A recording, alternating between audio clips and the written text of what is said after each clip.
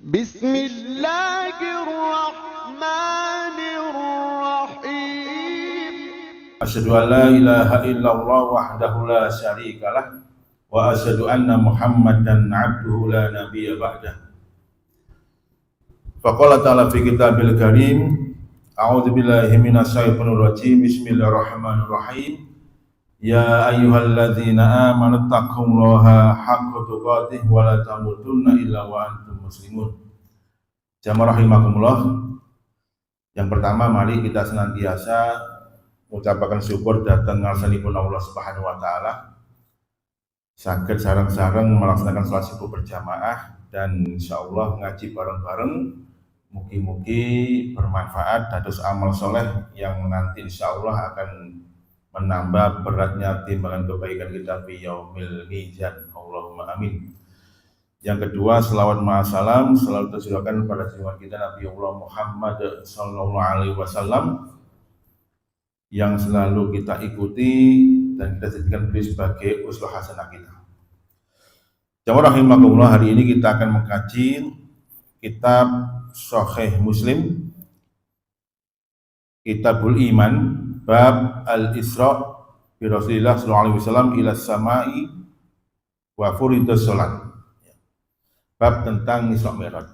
Jadi kalau kita buka hadis tentang Isra Mi'raj, kalau dalam Sahih Bukhari itu ada di bab Kitabus Shalah, di Kitabus Shalat.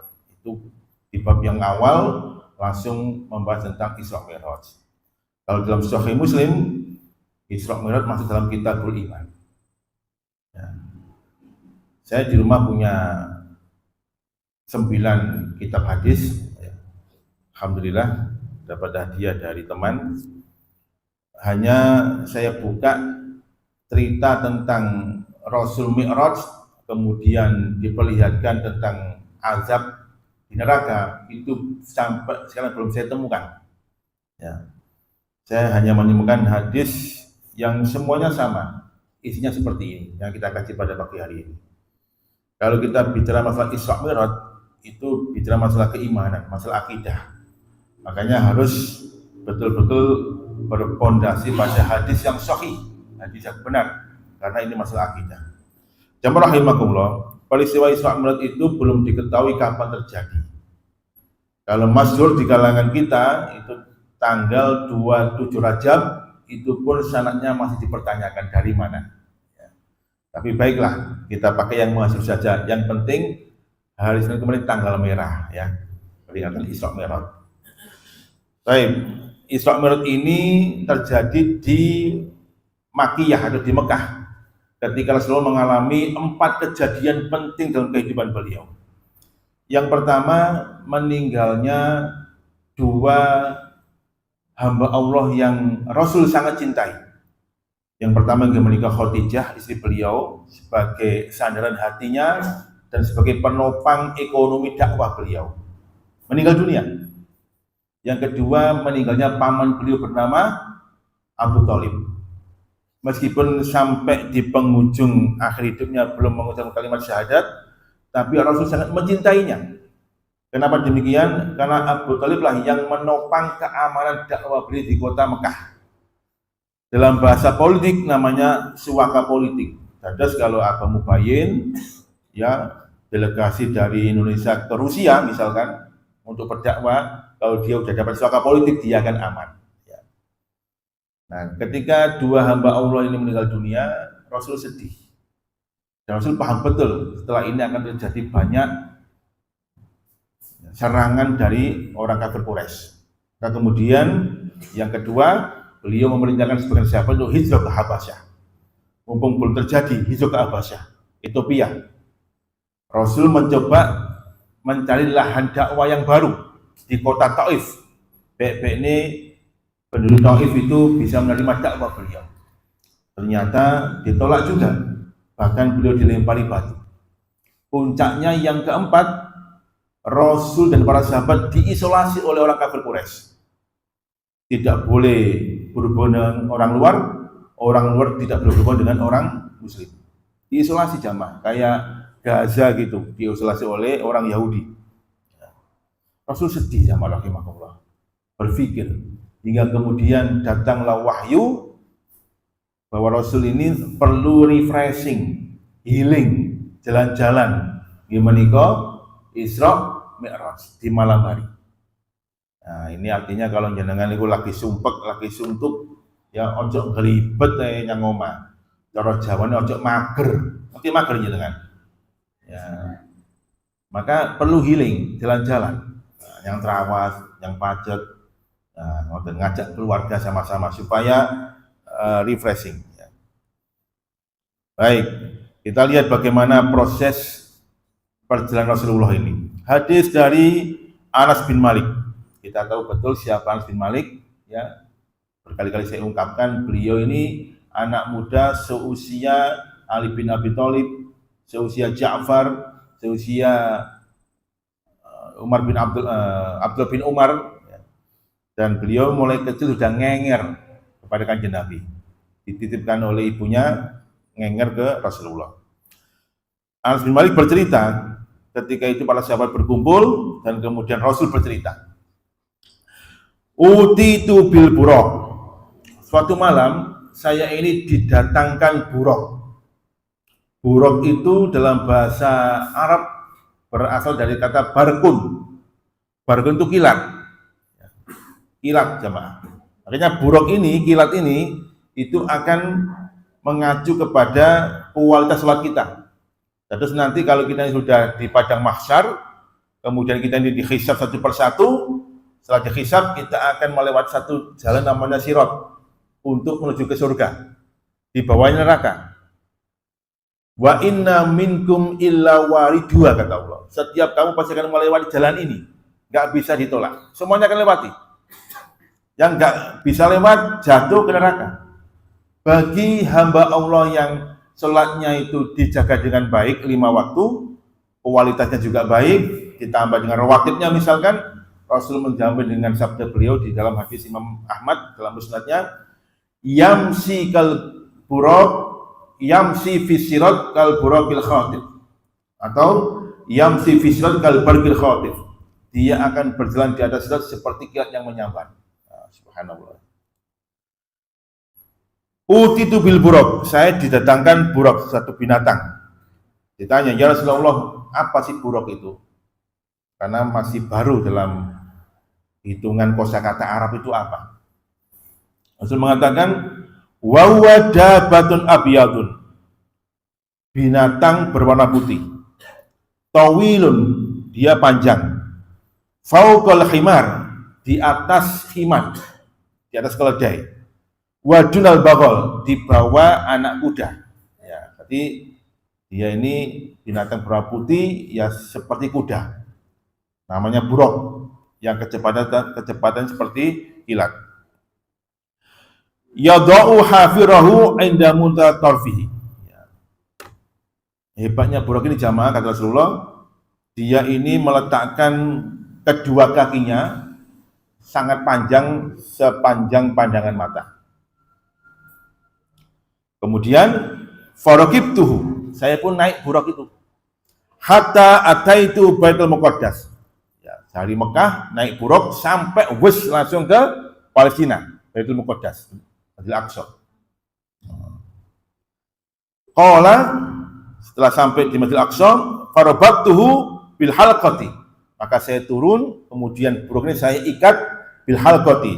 Apa halqati itu? Imam Bukhari menafsirkan al-halqatu hiya babun masjidun Baitul Muqaddas. Wallahu alam. Al-halqa itu adalah satu pintu, ya, di Masjidil Aqsa. Jadi beliau meletakkan buruknya di depan pintu Masjidil Aqsa, namanya halqah. Nah, jenengan jamaah, ya, kalau berkesempatan umroh, coba sekali-kali umroh plus ke Al-Aqsa. Nanti jenengan akan diantarkan oleh tour leadernya ke satu pintu ketika Rasul akan mi'raj ke Sidratul Muntaha. Nah, ini halqah, pintu halqah. Dan pintu itu ada jejak, ya, jejak telapak kaki beliau, dan baunya sangat harum sampai sekarang. Baunya harum, semerbak harum. Ya, bekas Rasulullah, ya, ketika itu. Summa dakhaltul masjidah fasalaitu fi rakaatain. Kemudian saya masuk ke masjid, ya, kemudian saya salat 2 rakaat. Summa kharajtu. Setelah selesai, saya pun keluar dari masjid. Faja'ali Jibril. Jibril pun mendatangi saya dengan membawa 2 mangkok, ya, 2 bejana. Bi ina'in min khamrin wa ina'in min laban. 1 bejana isinya susu, 1 bejana isinya khamr. Rasul diminta untuk meminum dan memilihnya. Pilih salah satu ini. Maka fa'akhtartu fitrah. Maka saya pun memilih, ya, fitrah yaitu susu, ya. Rasulullah memilih susu. Dan Jibril pun tersenyum dan membenarkan. Coba kalau umatmu, ya, kalau kamu itu memilih khamr ya Muhammad, umatmu akan mabuk semua. Diminum susu. Nah, ini juga salah satu petunjuk istidlal. Jenengan kalau ingin safar jauh, ya, minum apa? Minum susu dulu, ya, supaya sehat. Summa araja bina ila sama. Kemudian kami pun naik ke langit dunia. Nah, kata-kata araja rahimahullah itu para ulama berbeda pendapat. Ada 2 pendapat yang masyhur. Pendapat yang pertama, jumhur ulama, araja itu naik bil buraq, naik dengan buraq. Jadi Rasul dan maka Jibril dari Masjid Aqsa ke Muntaha itu naik dengan buraq. Itu pendapat yang pertama. Pendapat yang kedua, Imam Suyuti itu setelah mengumpulkan berbagai macam hadis tentang Isra Mi'raj, ternyata tidak ada satu kata tentang buraq. Maka beliau mengatakan naiknya terbang. Ya, di Rasul bersama malaikat Jibril terbang. Wallahu a'lam bishawab. Nah, sekarang kita lihat. Naik ke langit, ketika sampai ke langit, fastaftaha Jibril. Jibril pun minta dibukakan. Fakila dikatakan oleh penduduk langit, man anta, siapa kamu itu? Qala ana Jibril, saya Jibril. Ila dikatakan lagi, waman ma'aka, siapa bersama kamu? Qala Muhammadun, dia Muhammad. Ila waqad bu'isa ilaihi, apakah dia sudah diutus sebagai nabi? Qala qad bu'isa ilaihi. Iya, dia sudah diutus sebagai nabi. Terus peristiwa Isra Mi'raj ini terjadi setelah Rasul itu diutus sebagai nabi. Rasul diutus sebagai nabi usia 40 tahun. Dan betul-betul dalam usia matang-matangnya seorang hamba Allah. Dengan iling-iling nih setiap langitnya. Fafutihalana fa iza ana bi Adam. Maka dibukakanlah pintu langit yang pertama dan bertemulah saya dengan Nabi Adam alaihissalam. Farohaba bi wada'ali bi khair. Maka Adam pun menyambutku dan mendoakanku kebaikan. Langit pertama ketemu siapa? Nabi Adam. Summa araja bina ila sami saniyah. Kemudian saya naik ke langit yang kedua. Sama, minta dibukakan, ya. Siapa Anda? Saya Jibril. Siapa bersama Anda? Muhammad. Sudah sebagai nabi, sudah. Maka dibukakan pintu langit yang kedua. Fa iza ana bi Isa bin Maryam wa Yahya bin Zakaria salawatullahi alaihima wa rahaba wa ta'auli bi khairin. Saya bertemu dengan Nabi Isa alaihissalam dan Yahya bin Zakaria. Dan mereka menyambutku dan mendoakan kebaikan. Yang kedua bertemu siapa? Nabi Isa dan Nabi Yahya. Summa arajabi ila samai salisa. Kami naik ke langit yang ketiga. Sama, minta dibukakan, ya. Setelah dibukakan, kemudian bertemulah faida Nabi Yusuf. Saya bertemu Nabi Yusuf. Ketika bertemu Nabi Yusuf, Rasul terkagum-kagum dengan tampannya Nabi Yusuf. Sehingga kemudian beliau memuji seperti ini. Qad u'tiya Yusuf syatrul husni. Sungguh ketampanan Yusuf itu adalah karunia Allah separuh dari keindahan dunia ini. Subhanallah. Separuh dunia ini jamaah, indahnya ini diberikan kepada siapa? Nabi Yusuf. Kita bisa bayangkan ya apa tampane Nabi Yusuf. Wong kene yang trawas delok gunung, masya Allah, api ya Allah gunungnya. Akhirnya ngopi gak mulai-mulai. Ya, ngoten nggih. Ini separuh dunia keindahannya diberi kepada Nabi Yusuf. Kemudian araja bina ila sama'i rabi'ah. Kami pun, saya dan Jibril, naik ke langit yang keempat. Fastaftah ke Jibril alaihissalam. Sama, Jibril minta dibukakan pintu langit yang keempat. Setelah dibukakan, faiza ana bi Idris. Saya pun bertemu Nabi Idris. Summa arjabina ila samil khamisah. Kemudian kami naik langit yang kelima. Fastaftah ke Jibril. Jibril minta dibukakan. Pertanyaannya sama. Kemudian faiza ana bi Harun. Saya ketemu Nabi Harun. Langit yang kelima. Sekarang langit yang keenam. Summa arjabina ila samai sadisah. Kami pun naik ke langit yang keenam. Fastaftah ke Jibril alaihissalam. Jibril minta dibukakan. Siapa Anda? Saya Jibril. Siapa bersama Anda? Muhammad. Apakah dia sebagai Nabi? Sudah. Kemudian fafutiha lana, maka dibukakanlah pintu langit bagi kami. Faiza ana bi Musa alaihissalam. Saya pun bertemu Nabi Musa alaihissalam. Langit yang keberapa? Ke-6. Giling-giling. Nabi Musa di langit yang ke-6.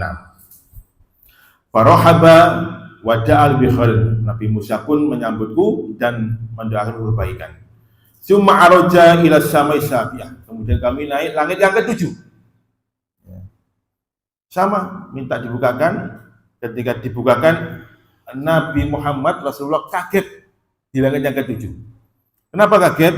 Wa ana bi Ibrahim. Saya bertemu kakek saya. Siapa itu? Nabi Ibrahim. Ketemu kakek. Ya, Nabi Ibrahim, kemudian Ismail, terus ke Ahmad Dahlan gitu ya. Hasyim Asy'ari kan gitu. Ya, jadi Ahmad Dahlan itu termasuk Habib juga itu. Kemudian wa huwa musnidan dhahrahu ila Baitul Ma'mur. Ketika itu Nabi Ibrahim bersandar di Baitul Ma'mur. Baitul Ma'mur itu tempat ya di langit yang ke-7. Rasul sampai menggambarkan tentang Baitul Ma'mur.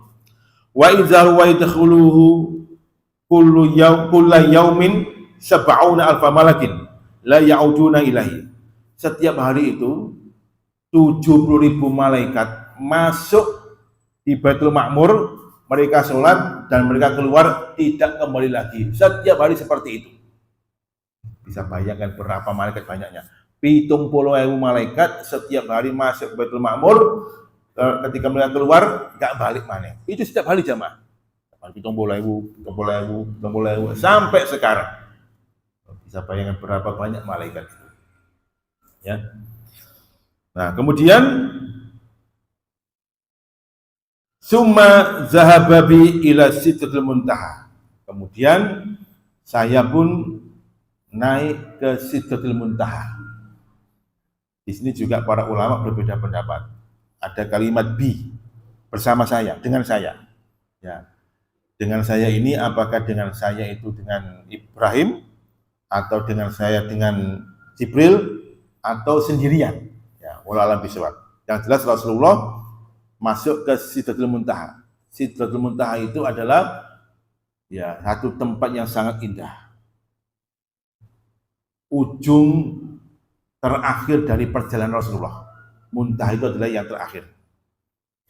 Rasul menggambarkan tentang Sidratul Muntaha. Wa iza warakuha ka'azanil fil. Ketika saya masuk ke Sidratul Muntaha, saya lihat pohon-pohon itu sangat indah.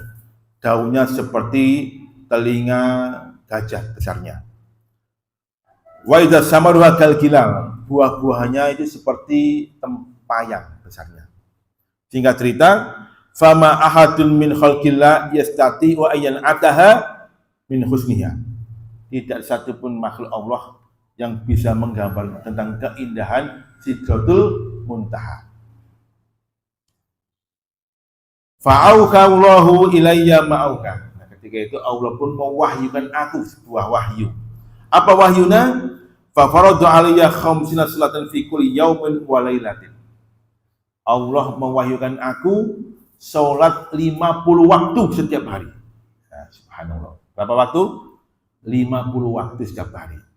Rasul seneng jamaah. Saweneng. Rasul kepengin dan turun, balik maning ketemu para sahabat. Mengkabarkan ada kewajiban sholat 50 waktu. Seneng. Seneng. Akhirnya kemudian Rasul turun ke langit yang ketujuh bertemu siapa? Ibrahim. Sampai ke langit yang ke-6 bertemu Nabi Musa. Untungnya Nabi Musa cerewet. Tak takut sampean. Ma farada rabbuka ala ummatika. Kamu dapat apa? Apa yang Allah wajibkan atas umatmu? Dengan bangganya Rasul mengatakan khamsina sholatan fi kulli yaumin wa lailatin. Dapat 50 waktu sholat setiap hari. Sawan nang Rasulullah. Ojo seneng dhisik. Tak kandhani. Irji ila rabbika fas'alu takhfif fa inna ummataka la yutiquna dzalika. Bali oman yang Gusti Allah. Minta keringanan. Karena aku yakin umatmu gak mampu membawa beban 50 waktu sholat. Bayangno jamaah. 50 waktu sholat setiap hari. Ayo. Kape mangan gak kober. Allahu Akbar gak kober. Ya. Kape adus gak kober azan. Pak Eko kape ngeloni bojone ya gak kober karena azan. Akhirnya kemudian faraja'tu ila rabbi. Saya pun balik nanya Gusti Allah. Ya Rabb, khafif ala ummati. Gusti Allah, ringankanlah untuk umatku. Sanjangin Musa, umatku gak akan mampu hal ini. Fahutta anni khamsan, maka dikurangilah 5. Tinggal berapa? Tinggal 45. Rasul senang alhamdulillah dikurangi 5. Rasul turun lagi. Ketemu Nabi Musa. Tinggal berapa? Dikurangi 5. Apa kata Musa? Irji ila rabbika fas'al takhfif fa inna ummatal la yutiqun. Bali oman yang Gusti Allah. Minta keringanan, umatmu gak mampu. Iya. Kenapa demikian? Ya, maka Musa berkata, fa inni, sesungguhnya aku qad balautu Bani Israil wa khabartum. Aku pernah memberikan ujian kepada Bani Israel dan aku kabarkan tentang kewajiban-kewajiban yang banyak. Ternyata mereka gak mampu. Itu Bani Israel. Dan berkata dari ini, bali omani, minta keringanan. Faraja'tu ila rabbi, maka saya pun balik nanya Gusti Allah dan minta keringanan. Ya Rabbi, khafif ala ummati. Berikanlah keringanan untuk umat ya Rabb. Maka dikurangi lagi 5. Tinggal berapa? Tinggal 40. Rasul seneng. Ya. Ketemu Nabi Musa lagi. Disuruh untuk minta keringanan. Hingga kemudian singkat cerita, falam azal arji'u baina rabbi tabaraka wa ta'ala wa baina Musa. Ya, berkali-kali saya ini bolak-balik antara Allah dan Musa, bolak-balik minta keringanan. Hingga kemudian Allah pun berfirman, ya Muhammad, wahai Muhammad, innahunna khamsu salawatin kulla yaumin wa lailatin. Wahai Muhammad, tinggal sisa 5. Kerjakan 5 waktu ini setiap hari siang dan malam. Tak tambahi bonus lagi dengan 5 ini. Apa bonusnya? Wa man hamma bi hasanatin falam ya'malha kutibat lahu hasanatan. Umatmu kalau punya niat kebaikan meskipun gak jadi mengerjakan, aku catat 1 kebaikan. Oh, Masya Allah. Bismillah. Engkau kultum yang masjid Anur sangu duit 1.000 tak infakno. Ya. Bareng pengen ketok duit tak sido. Tapi udah niat kebaikan. Allah catat sebuah kebaikan. Alhamdulillah gak sido iku kok namanya. Ya. Fa in amilaha kutibat lahu asron. Tapi kalau dia jadi memasukkan plung ya dengan ikhlas, maka dicatat 10 kebaikan. Wa man hamma bi sayyi'atin falam ya'malha lam tuktab sayyi'an. Kalau umatmu itu mempunyai niat kejelekan dan enggak jadi dikerjakan, enggak aku catat sebuah kejelekan. Fa in amilha kutibat sayyi'atan wahidatan. Kalau dia mengerjakan kejelekan yang dia niatkan itu, aku catat sebagai satu kejelekan. Masya Allah jamaah. Dan terus umat Kanjeng Nabi niki diberikan kemuliaan oleh Allah Subhanahu wa taala. Satu kebaikan dapat berapa? 10 nilainya. Satu kejelekan dapat berapa? 1.